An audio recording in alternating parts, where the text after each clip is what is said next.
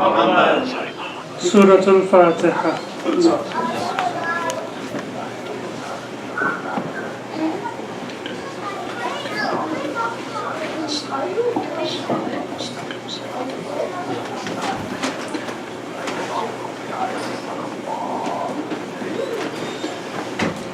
أعوذ بالله من الشيطان الرجيم بسم الله الرحمن الرحيم الحمد لله رب العالمين بارئ الخلائق أجمعين والصلاة والسلام على أشرف الأنبياء والمرسلين المبعوث رحمة للعالمين شفيع المذنبين وحبيب قلوب الصادقين سيدنا ونبينا أبي القاسم محمد اللهم صل على محمد وآل محمد وعلى أهل بيته الأطيبين الأطهرين الهداة المهديين ولعنة الله على أعدائهم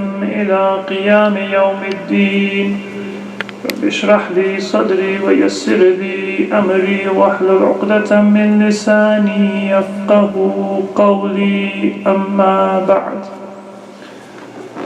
فقد قال الله عز وجل في القرآن المجيد بسم الله الرحمن الرحيم ألا إن أولياء الله لا خوف عليهم ولا هم يحزنون الذين آمنوا وكانوا يتقون لهم البشرى في الحياة الدنيا وفي الآخرة لا تبديل لكلمات الله ذلك هو الفوز العظيم صلوا على محمد وآل محمد اللهم صل على محمد وآل محمد. Dear brothers and sisters, Assalamu alaikum wa rahmatullahi wa barakatuh. It is my honor and privilege to be in your company during these nights of the month of Safar, which are commemorative nights, nights of remembrance and commemoration for the martyrdom of our beloved Prophet Muhammad al-Mustafa sallallahu alayhi wa alihi.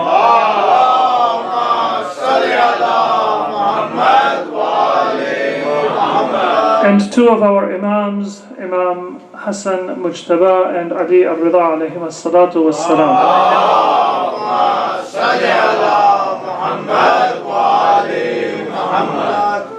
And before I begin my brief remarks tonight, I would just like to express my happiness at seeing this center. It's my first visit to Phoenix, but the praise to Allah, several things about this community and the center have already given me a very good impression and a hope, inshallah, that this place will be a worthy place to commemorate the mission and lives of Ahlul Bayt, and inshallah a resource for the Muslim community and eventually for the broader community to gain some insight and enlightenment about the purpose and the meaning of life.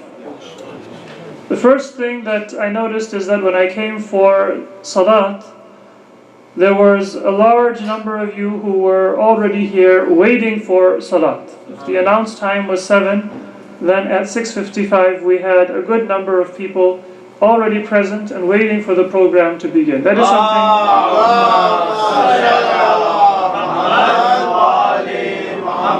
That is something that I have seldom seen in our Muslim and in our Shi'i Muslim centers, and it is a great blessing, especially on a weekday. And I'm sure, I don't know how bad traffic is here, but I'm sure like any other city, it takes some effort to be here on time. The second thing I noticed is that the center is very well appointed and very clean. And this is something which is an intrinsic part of our faith. It used to be something that Muslims were known by and were known for. But these days, it's not always something that we will be known for. And it's natural in our communities. We have people who gather for religious functions, sometimes in temporary spaces, sometimes in rented spaces, sometimes they will purchase a place that was originally intended for some other purpose. I was informed this building was originally built as a home, a residence. Sometimes people will buy a school or a church or a funeral home or some other building and they will repurpose it for worship. That is always the natural process of the growth of a community. But what really pains the heart is sometimes we have people who even after the passage of time are content to have their center and their house of worship seem like something which is just an afterthought, and all of their effort and their energy is spent on improving their personal circumstances. And so if a community, for example, builds a center, purchases a center, it might take years to pay off the debt. In some cases there might be qard al-hasana, or there might be a loan that the community has taken, and that's fine. But it doesn't reflect well on a community if you take out a 30-year mortgage on your home and you pay it off early, but the center, you are constantly renewing the debt and, well, we'll extend it and we will take out another loan and inshallah one day it will get paid off. It is fine for there to be a center that was not originally designed as a Muslim house of worship, and so the direction of Qibla is not part of the architectural planning, and that is not something that can be avoided. But it doesn't reflect good on me as a believer if year in and year out I am remodeling my own house. And when I bought the house, maybe the carpet was old, maybe the walls were not painted, maybe the windows needed to be changed, and gradually I'm improving that, or I'm moving up in my home as I move up in the world. Yesterday I used to drive a used car, and today I've purchased a much better car, and tomorrow I will have a better house, car, clothing, and other kinds of normal life blessings. But my center remains as it was, or goes down in how well appointed and how much attention is given to it. So that is also a good sign for a community, and that should be an ideal for us. Whatever our personal circumstances are like, it's good to have a comfortable house. There is a hadith of our sixth Imam, Imam Ja'far as-Sadiq alayhi salatu wassalam,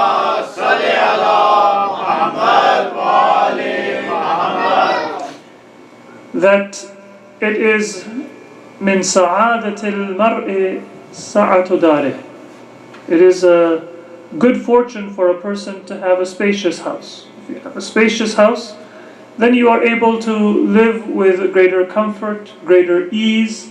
You're able to invite people and host people and be a more productive and a more present member of your community, your family. That's a good thing.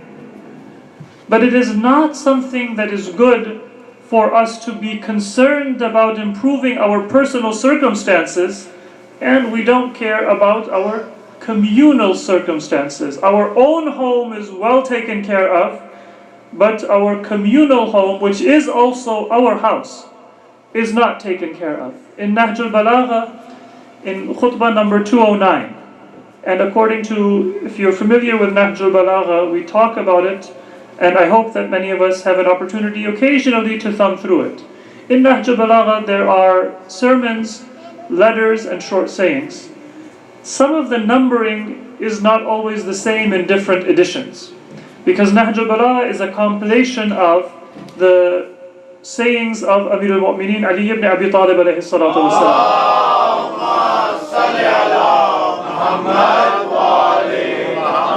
The compiler Sharif al-Radi, he brought different sources together, and when he wrote Nahj al-Balagha, he compiled Nahj al-Balagha. In some cases, the numbering of the sermons differs in different editions. So if I say sermon number 209, and you go to the edition that you have online or at home, you might find that it's not 209.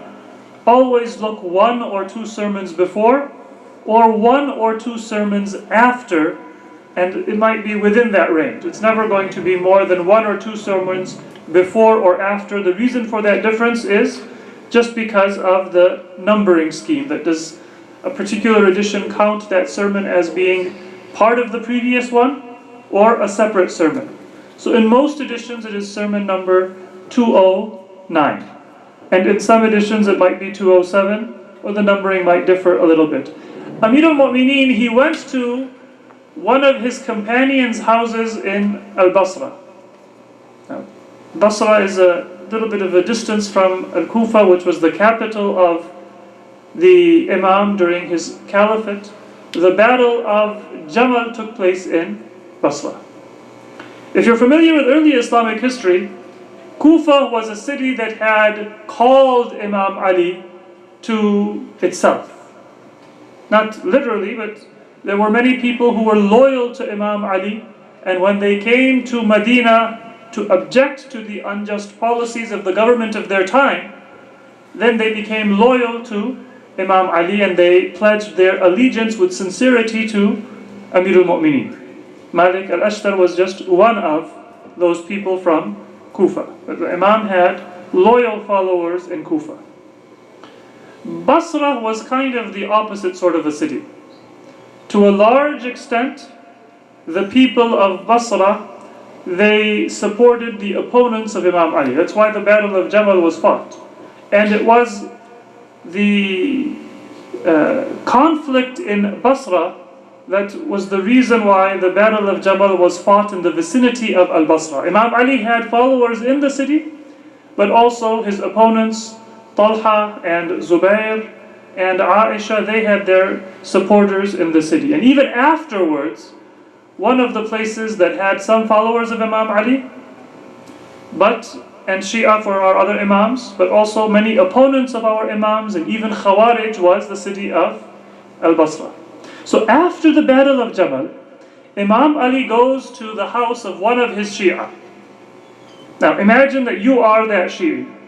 It's a city that you are a minority. And generally, if you are a minority, then you stick closer together. Some of you might have been in the Phoenix area when the community was not so large. Generally what happens in the Muslim community is when we have a small number of people, then nobody knows that I am Lebanese and you are Iraqi and so is Afghan and so is Pakistani and so is Shia and I am Sunni. Muslims kind of are happy to see somebody who is from their own background and from their own religion.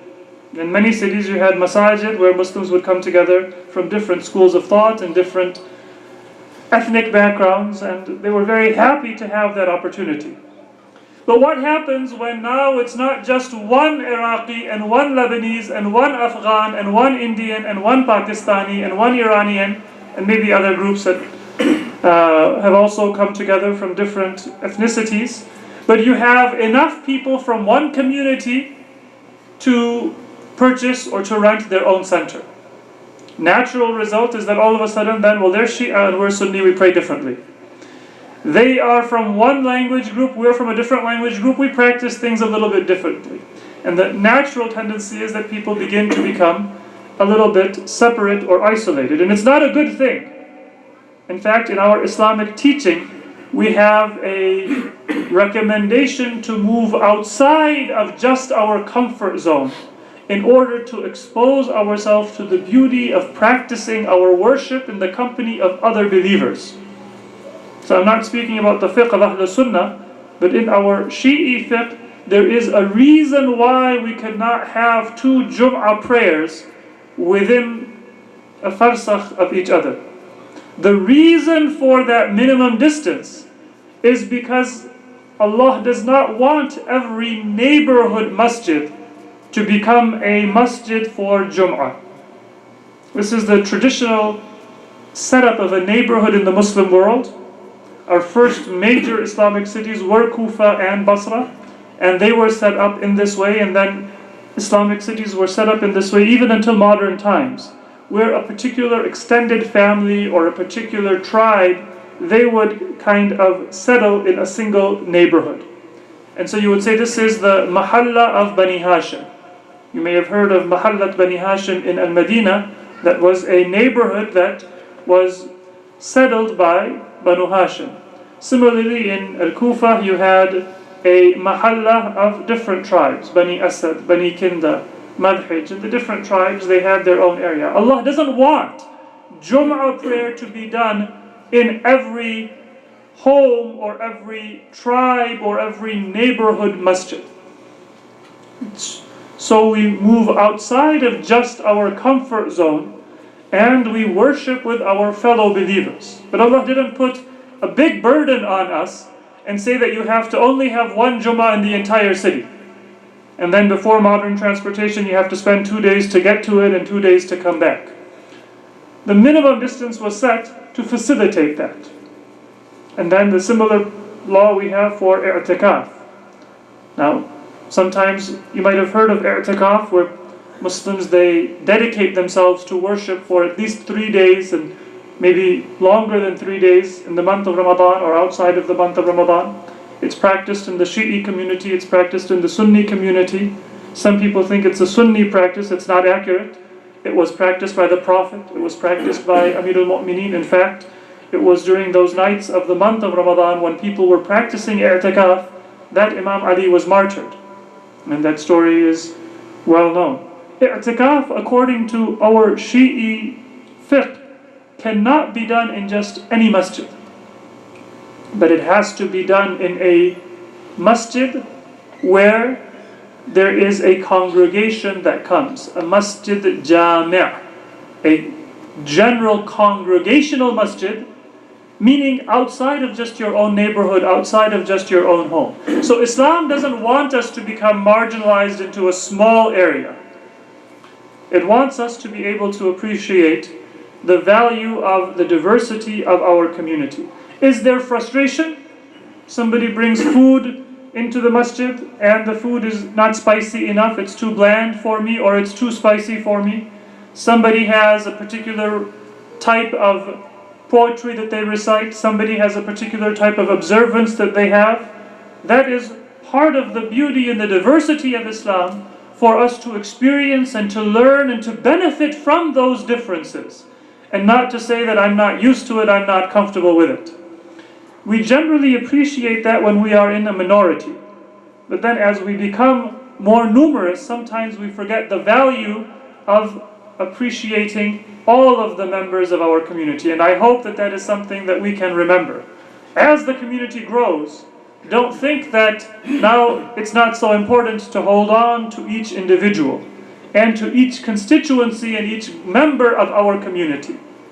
Male or female, young or old, rich or poor, of one ethnic group or another ethnic group, speaking a foreign language or only being familiar with English. Every member of your community is valuable in that diversity, and honoring that diversity and making that person feel welcome is a resource for your community. So you would expect in Al-Basra that the Shia would have a similar kind of a special attention to staying together. But Imam Ali, when he visited one of his companions, his name was Ziyad ibn Ala, he held him to a very high standard. So imagine now you are the host. Imam Ali is coming to your home. He's visiting you. It's a city where you are a loyal follower of the Imam and very few people are loyal followers of the Imam. You'd expect some kind of a special sort of treatment, maybe a relaxing of the standards, whatever is the normal standard we hold ourselves to. We kind of relax those standards when we are few and far between. But Imam Ali was not trying to convince people to follow him. He never wanted to have the biggest or the richest or the largest following. He wanted to have the purest and the best and the most principled following. So he comes to the house of Ziyad. He says, Ziyad, this is a very big house. You're going to be in more need of it in the hereafter than you need it in this world. Now just imagine that that is your home. Nobody has a big house without making efforts and putting some thought and some care into buying it, remodeling it, decorating it. You're the host of the imam. He walks in and he says that, what are you going to do with such a big house? You need it more in the hereafter than you need it in this world. So all of a sudden you can just imagine the reaction of Ziyad. Many of us, we might not have the imam present among us, visiting us in a formal sense, but the attention of our Prophet, of our Imams, it comes to us on a regular basis when our actions are presented to our Prophet and presented to our Imams. And we have a hadith from our Imams that every week our a'mal are presented. تُعْرَضُ الْأَعْمَالُ عَلَى الْإِمَامِ. They are presented to the Imam. So we might not have Imam Ali formally visiting our house, but he does visit our house and he knows what we do in our homes. So don't just think of it as if you were Ziyad ibn al-Ala, but imagine that the Imam is also present with you in your house. And how many of us have a large house, a well-appointed house? And just imagine that the Imam says, what are you going to do with it? You need it more in the hereafter. Before Ziyad could reply, the Imam says that, but know that this house can be your house in the hereafter. I first reminded you that you need it more in the hereafter than you need it in this world, but I didn't want you to get the message that there is a contradiction between this world and the hereafter, because ad-dunya mazra'atul akhirah. It is in this world that you plant whatever it is that you are going to harvest in the hereafter. So there is not a contradiction. You plant well in this world, and you will have a good harvest in the hereafter. If you don't plant well in this world, then you will not have a good harvest. The Imam says that if you invite your family, if you are someone who honors guests, if you are someone who allows your fellow believers to share in the bounty that Allah has given you, then that house in this world is a house of the hereafter. And you will enjoy the ni'mah of this world, and you will enjoy the ni'mah of the hereafter. So the Imam, he draws together a very important point. In the first place, if we ever have to prioritize the hereafter. So if the only way for me to have a good house or a comfortable life is to compromise on my principles, I should be very willing to forego that comfort, that luxury, and say that I will live a simple life, but I will live halal, and I will live a pious life. And if we are able to earn a pious life through halal means, then ibadah is not for us to renounce the world, but ibadah is for us to live in this world in the way that Allah would want us to, by honoring our fellow Muslims and by using the ni'mah and the blessing that we have been given for the sake of Allah subhanahu wa ta'ala. So the same hadith continues, and once again it is in Nahj al-Balagha, sermon number section 1. Is the sermons 209 or maybe 207 in some editions. That Ziyad then says that I have a complaint about my brother Asim ibn al-Ala. And in al-Basra, one of the things that was prevalent in Basra is you had people who were known as Zuhad or Nusak. A Nasik or a Zahid was somebody who says that I renounce this world and I will just engage in ibadah. And then later on they became known as Sufis. The word Sufi in Islam is a later term. But in the time of Imam Ali, those people who eventually they became known as Sufis, they were known as Zahid or as Nasik. Just somebody who would dedicate themselves to ibadah or to worship. So Ziyad says that I have a complaint about my brother. Now this is somebody who has a large house. In that time, when you have a large house and you have a good position, it means that you come from a good tribe. And you come from a large family. And you have opportunities at your disposal. So Asim, who was the brother of Ziyad, he also had those opportunities, and he had left them aside and was just engaged in worship. And then the Imam gave a kind of harsh answer to Asim. It was more harsh to Asim than it was to Ziyad. the brother who had a good house, and the brother who had left everything for the sake of the hereafter. Which one do you think Imam Ali was more close to? Our view of Imam Ali might be that he would be closer to Asim and not to Ziyad. Many of us, when we think of piety, we think of simplicity, and we think of just renouncing everything. But according to one narration, what the Imam said to Asim and people like him is, أَنْتَ أَهْوَنُ عَلَى اللَّهِ مِنْ ذَلِكَ. You're not that big a deal to Allah to think that by your renouncing some blessing, all of a sudden Allah will be impressed by you. There is a story that is told that a person met a very famous writer, and he was a young amateur writer. He wanted to be a writer, but he wasn't famous. And so when he met that famous writer, he began to be very humble. I'm nobody, and I try to write, but I'm really not an expert, and I'm just beginning, and I'm really a nobody.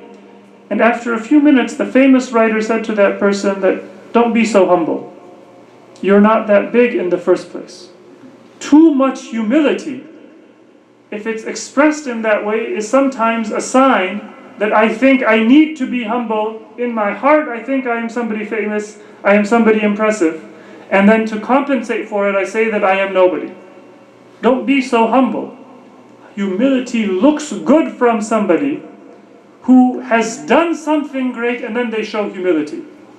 But if you are not at that level, your expression of humility is sometimes itself a form of arrogance.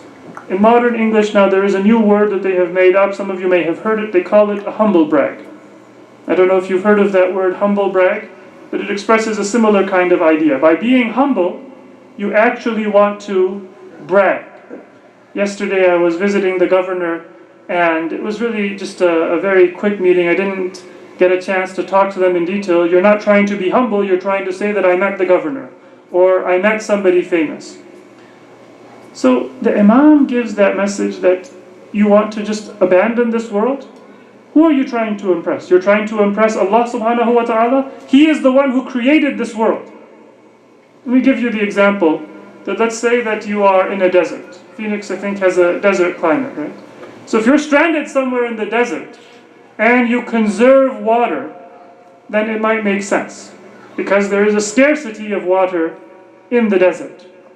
But let's say that you're by the side of the ocean right now, and there's a sea of water in front of you. And now you are holding a cup of water in your hand, and a drop begins to drop, and you catch it and put it back in and say, I don't want to lose a drop of water, it might go to waste. Would that person be considered foolish, or would that person be considered wise? The drop will go back into the ocean, and it will not be wasted, it will not be squandered. Allah subhanahu wa ta'ala in His creation is not the creator of just a desert. He is the creator of the deserts and He is the creator of the oceans. But in terms of His sustenance, in terms of His munificence, in terms of His possessions, His is the ocean of existence. Even the desert is part of the ocean of His generosity and His existence.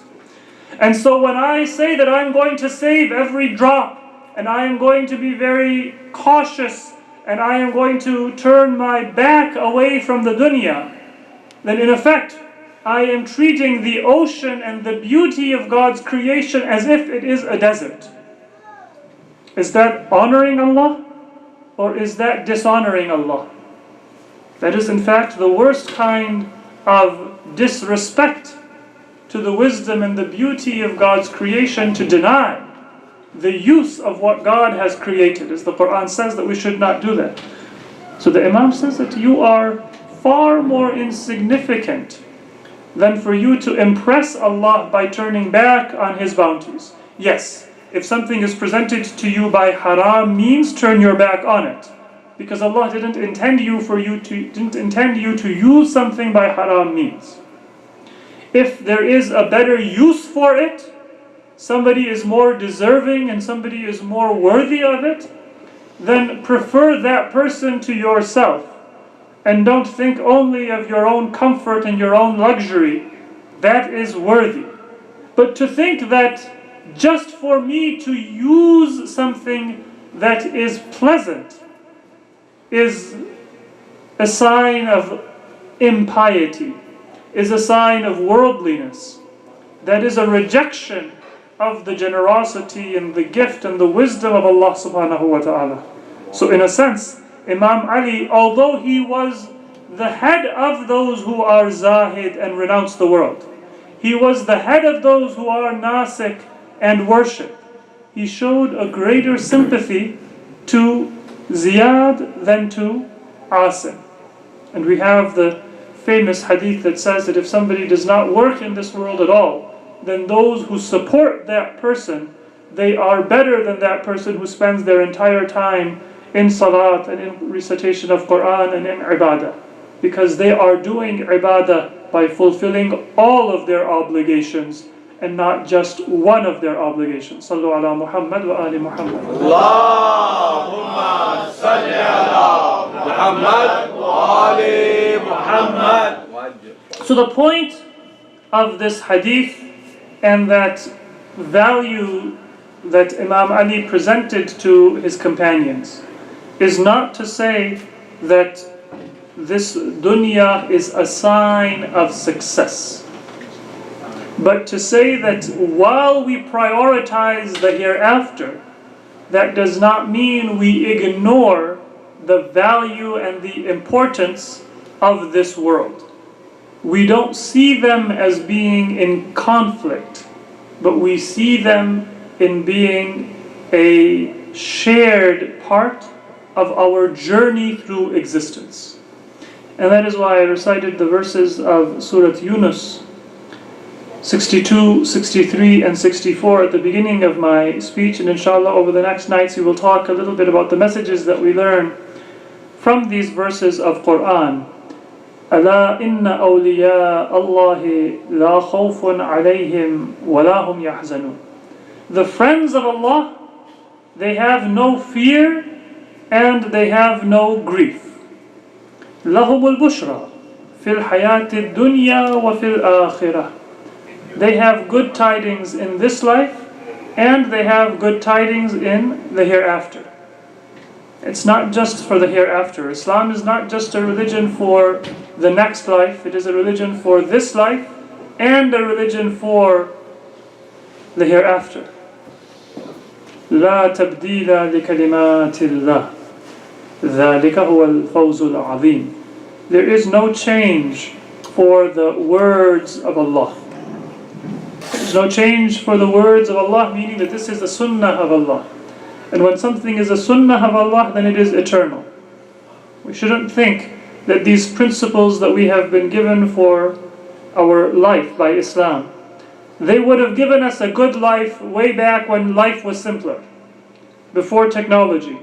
And now that society has progressed and society has become more complex, Jazakumullah, now Islam is not going to be able to benefit us in this world. Maybe it'll benefit for the hereafter, but it's not going to benefit us for this world. If you are among those awliya of Allah, then that promise is there. لا خوف عليهم ولا هم يحزنون لهم البشرى في الحياة الدنيا وفي الآخرة. Islam has good tidings in this world and in the hereafter. ذلك هو الفوز العظيم, and that is the true success. Now there are several points that we will talk about with regard to the message of these Quranic verses. One of the points is, who are awliya of Allah? Sometimes you have these marketing techniques that want to convince you to join a particular activity, join a particular sweepstakes. They say that enter your name, you have a chance to win. You go to a fair or a carnival, state fair, sometimes they will have these games and say this is the prize. So you look at the prize, you say that I would like to have that prize, I would like to have that paid vacation. I would like to have that wonderful gift. But what do I have to do? And what you have to do is something that is almost impossible to attain. Is the Quran making an impossible promise when it says, "Ala inna awliya Allahi la khawfun alayhim wa la hum yahzanun"? It's a wonderful prize. But is it impossible? Or is it possible for us to attain? It might seem that to be among the awliya of Allah is beyond our potential. The very next verse solves that problem for us. Allah doesn't want to give us promises that we are not going to be able to achieve. What is the criteria to be able to get that promise? الَّذِينَ آمَنُوا وَكَانُوا يَتَّقُونَ. Those who are faithful and they have taqwa. They're conscious of their duty to Allah. It doesn't mean that they don't commit sins. It doesn't mean that they never make mistakes. But they are conscious of their duty to Allah. They are thinking about Allah.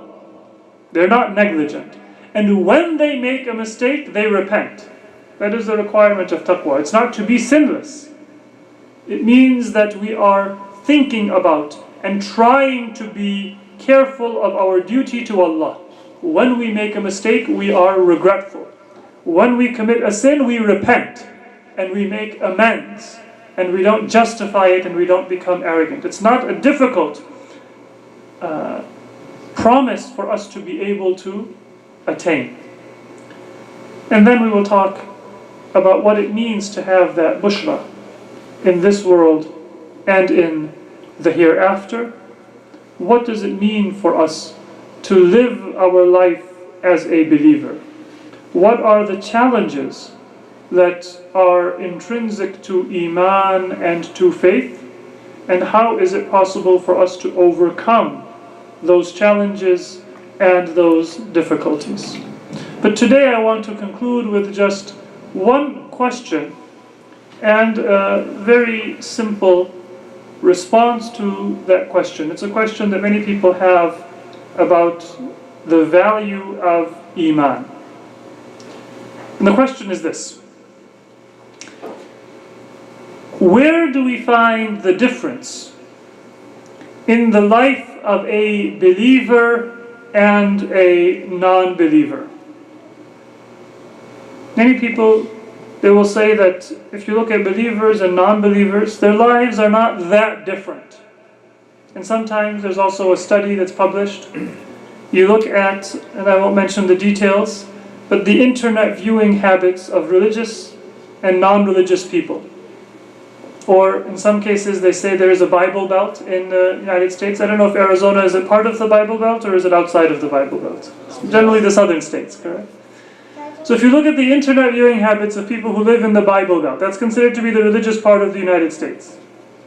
And those places that are not so religious, the West Coast, the Northeast, then you will often find that either there is very little difference, or if anything, the more religious parts are sometimes more susceptible to unhealthy and immoral habits.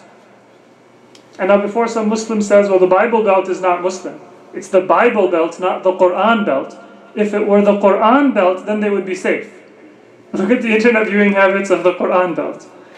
Are Egypt and Pakistan and Iran and Turkey and Saudi Arabia safer? Or are they not safer? We'll find that sometimes we'll find a very little difference, or in some cases people will say that the believers are actually in a more delicate position. Delicate, I use that word out of kind of a desire to be generous and to be delicate. Similar kind of question could be asked about generosity. Do we find statistically that people who believe in God, or people who are religious, or even Muslims, are more generous with their money, more charitable than people who do not believe in God? Now there are different studies, and some of the studies appear to indicate that there is not much of a difference in generosity in people volunteering their time. They might volunteer their time in different places, But that spirit of charity and volunteering is somewhat similar. If we look at our communities or our families, can we say that religious people don't have as much family drama and as many fights in the family? Or divorce, or other issues? Now, again, my point is not to say that statistically there is no difference. Some people will argue that in the religious community we have more stinginess, we have less generosity, we have more family problems, we have more unhealthy and immoral internet habits, and maybe they're right. My personal sense is that is exaggerated, but that is not the actual point.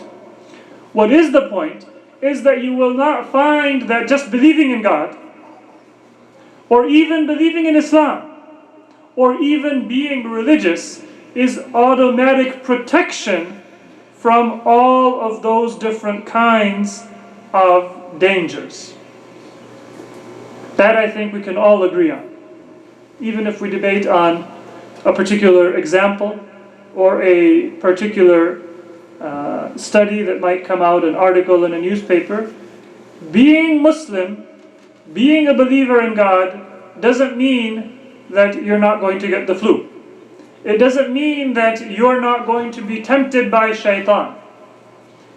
And the reason I introduced the question in that way, the worst case scenario, what if believers are worse, is because I wanted to give an answer that is actually found in a hadith from our sixth Imam, Imam Ja'far al-Sadiq alayhi salatu wassalam.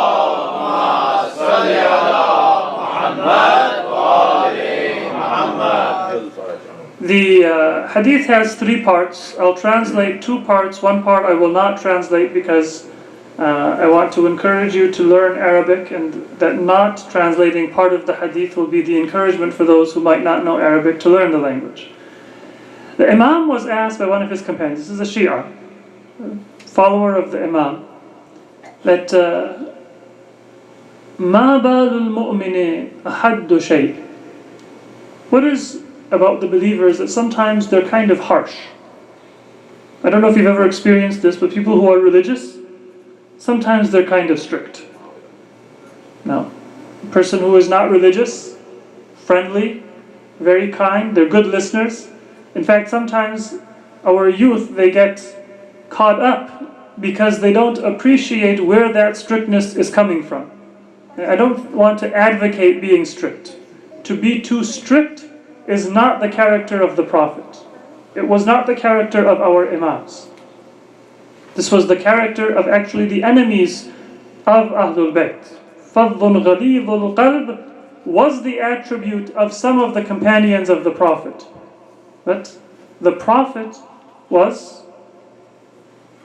out of the mercy that Allah had put in his heart, لِنْتَ لَهُمْ, you are kind to the people. So to be too strict is not good. But at the same time, if I am a young Muslim, and I see that I have a friend who is very kind and accepting and willing to listen to me and overlook my mistakes, and then I have an elder in the community who is very strict, that you didn't pray right, you didn't do this right, you didn't do that right, that person is not doing the right thing. But I shouldn't say that that friend is better than the person who is strict just because they're kind. So the Imam was asked, مَا بَالُ الْمُؤْمِنِ أَحَدُّ شَيْءٍ. Sometimes the believers are the harshest of people that we know. And the Imam doesn't say that, well, they're not good. The Imam says, لِأَنَّ عِزَّ الْقُرْآنِ فِي قَلْبِهِ. Imagine that you're thinking about the message of the Qur'an day in and day out. You've opened your heart to the realization that there is a hereafter, and you are going to be judged for everything that you do. Of course, it's not going to be easy for you to appreciate that. Just to give you an example, I don't know if any of you have experienced this, where you were invited to give a speech, for example, or you had a talk to give, and you thought it was just going to be a small meeting of people in school or at work, and then all of a sudden, before the talk starts, or after it starts, somebody very famous, maybe the principal, or a local politician, or the CEO of the company, or somebody that you're a little bit shy in front of, they come into the room. Now, our children are like that. If they practice for Sunday school Surah Al-Fatiha, they'll read it beautifully. But then when they come in the public, there is a certain shame and a certain shyness that comes when you're in front of, especially people you don't know very well. So you might stutter. Even if you're saying something that you know very well. Why? Because all of a sudden now you're not just trying to inform your colleagues, but you're also trying to either impress or avoid from embarrassing yourself in front of that famous person. We've experienced that. So a believer is not just living a carefree life.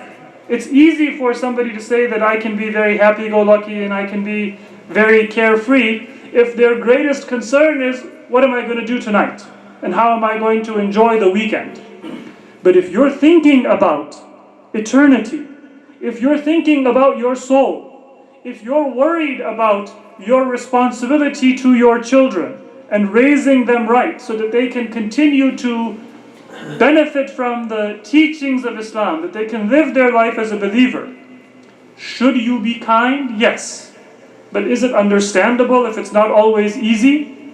Yes. To go back to that example of the speech, if you've practiced and you know what you're saying, should it make a difference if you're giving a speech in front of a mirror? Or if you're giving a speech in front of the president of your country or the CEO of your company? You're saying the same thing. It's the same message that you're conveying.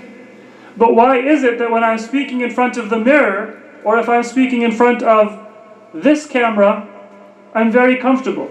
All of a sudden you tell me this is being live broadcast on CNN International. And all of a sudden I lose my voice.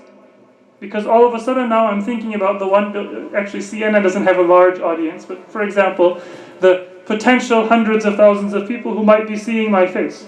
So the Imam, he doesn't criticize the mu'min, he says that be sympathetic to that person's plight.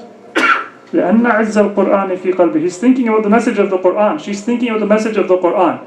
The message that the Imam would have given to that believer is, don't be harsh. That is not the sunnah and the seerah of Ahlul Bayt. But the message the Imam gives to this person is, be somewhat humble and forgiving. You are dealing with somebody who is trying to understand very profound realities. Give them some space to make some mistakes. The next, مَا بَالُ الْمُؤْمِنِ أَشَحُّ شَيْءٍ. What is it about a believer? They're so stingy. And I've seen this complaint that if I have to buy something, I'm not going to go to a Muslim. Because the Muslim is much more kind of stingy in how they interact with me. If I have to deal with people, I would much rather deal with a non-Muslim compared to a Muslim. Some people, they have that bad experience and then they stereotype and generalize to everybody. The Imam says that لأنه يكسبه من حله. A believer, he earns his money from halal. So of course that person is going to be much more careful about how they spend it. This is actually something that you can experience. People who earn their wealth from haram sources, it does not have a barakah, and it does not have staying power. And often it will be lost. Not just because of their own decisions, but because of the nature of the source of that sustenance, that wealth. If it comes from a haram source, you might be locked up in the Ritz-Carlton in Riyadh, and you might have the prince say that you have to give me 3/4 and you can keep 1/4. That's just an extreme example. But that is not Muhammad bin Salman making that policy. That is a sunnah of Allah. He is just the shaitan who is implementing that punishment for those people. But there are other shayateen who will implement that person for those who earn their wealth from haram sources. That is just the nature of it. A believer earns it from a halal source. But then the Imam says that when they spend it well. They might be hard to convince because they know that it's not easy to earn halal rizq. Is the Imam justifying stinginess? No. But the Imam is saying, be sympathetic. When a person is careful about where they're earning their money from, then it's natural for them to have a harder time to part with their money than somebody who doesn't care and who is not concerned and doesn't realize that they have responsibilities. This is actually something that I've seen in families where the parents, they might have a child who is living at home and is working, but is not actually responsible for paying rent and meeting any of the family responsibilities. The parents, they are concerned about finances, and the child whose tuition they might be sponsoring, whose car payment they might be sponsoring, whose insurance they might be sponsoring, that child is able to eat out every single day. Why? Because they don't have a sense of responsibility. If you have a sense of responsibility, then you will be more careful. It's not an excuse to be stingy, but it is a plea from the Imam that sometimes you have to be sympathetic to others because they have not yet resolved all of the difficulties of how to practice their faith. Those two I translated. The third part is وَمَا بَالُ الْمُؤْمِنِ أَنْكَحُ شَيْءٍ.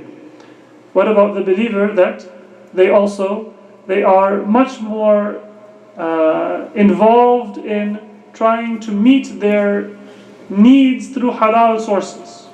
As I said, I'm not going to translate the entirety of it. مَا بَالُ الْمُؤْمِنِ أَنْكَحُ شَيْءٍ, and the Imam says that this is because they are concerned about making sure that they don't overstep the boundaries of Allah subhanahu wa ta'ala.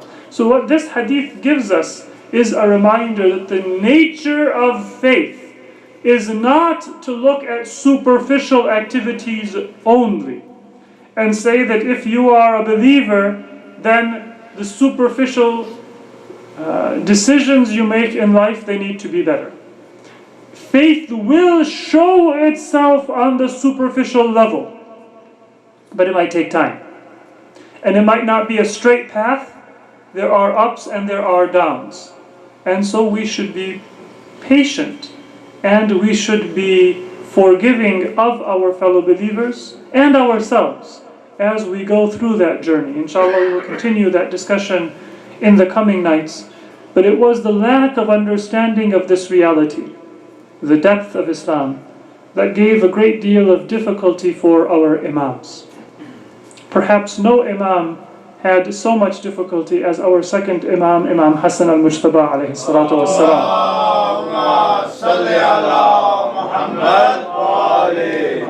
Just imagine that when you are angry and offended by somebody, would you prefer to speak out, or would you prefer not to be able to say anything? It's much more easy for a person who is an honorable person to be martyred than to have to suffer the need to be silent. And Imam Hassan, he spent 10 years of his imamat, although he had the right, although he had the authority from Allah, but he maintained a silence, and he never asserted his right. And the enemy would attack him. And that was what you would expect from Muawiyah and the followers of Muawiyah. But even sometimes the ignorant Shia, they would not understand the depth of the wisdom of the Imam. That not every battle needs to be fought. Not every insult needs to be answered right away. Sometimes wisdom demands that we keep silent, and we work and train and develop and ready ourselves so that when the time for the battle comes, we can follow it and we can accomplish it in the best possible way. The month of Muharram is a time for us to commemorate and remember the battle of Karbala. But it is perhaps in the wisdom of Allah that at the end of the month of Safar we remember Imam Hassan, because the continuity of Karbala and the ability for Karbala to even exist, that is something that we remember by looking at the patience and the forbearance of our second Imam. His silence was no less a jihad than the struggle and the battle of the martyrs of Karbala. How many times did Imam Hassan look at an enemy, look at an ignorant member of the Muslim community, and respond with kindness to try to lift the veils of ignorance. How many of the actions of Imam Hassan were misunderstood and were misinterpreted, so that there is none of our Imams that has been done so much injustice in the history of Islam as our second Imam. Accusations. One accusation is that he said that, "O Muawiyah, I will give you the caliphate if you give me 1,000,000 dirhams."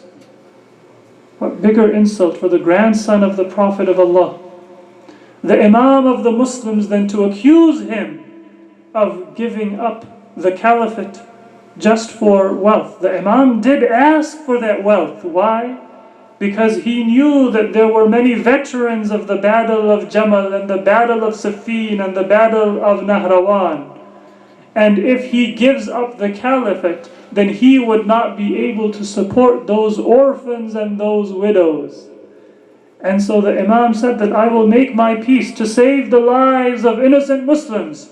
But Muawiyah, I will make this demand so that I can use that money to pay for those widows and those orphans and those who are the survivors of the shuhada, of the battles that my father fought and that I fought during his time. One of those injustices was on the deathbed of Imam Hassan. When he had gathered his family together, the Imam had been poisoned several times in his life, but the most difficult poison was the poison that he was given in the year 50 Hijrah that caused his martyrdom. He told his brother Imam Hussein that there are 3 times in my life that I was poisoned, but this is the first time that I can feel the inside of my body decaying, and I can feel that my life is coming to an end. And the Imam called his family towards him. Who was the family of the Imam? It was his sisters Zainab and Kulthum. How many times had they come in that room of martyrdom? They were children when they lost their mother. They were in Kufa when they lost their father and they saw the blood flowing from his head. And now they were there with their brother Hassan, still in a young age, on his deathbed. Tears were shed. And then the Imam looked at some young children. Qasim at that time would have been 3 years of age. And what you remember in Karbala, these were the moments when Imam Hassan was giving his final farewell to Qasim. And he would have been telling him that, "My son, you are young, but I am entrusting you to my brother, who will give you the love that even I as a father could not give you. Qasim, when the time comes, then give your life for your uncle Hussein, as if he were your father." This is the time when the Imam is bidding farewell. And it is said that the Imam began to shed tears, and someone who was in that room, he said that, "O grandson of the Messenger of Allah, are you afraid of death?" Even in his final moments, the wisdom and the love of Imam Hassan was not understood. The Imam said that, "I am not afraid of death, but I am saddened by the parting from my family." And that is the sunnah of the believers, to have mercy in their hearts. But there was something else that was bringing those tears to the eyes of Imam Hassan. It wasn't just the sadness of parting, but it was also the knowledge that he was the 4th of the Ahlul Bayt to leave this world.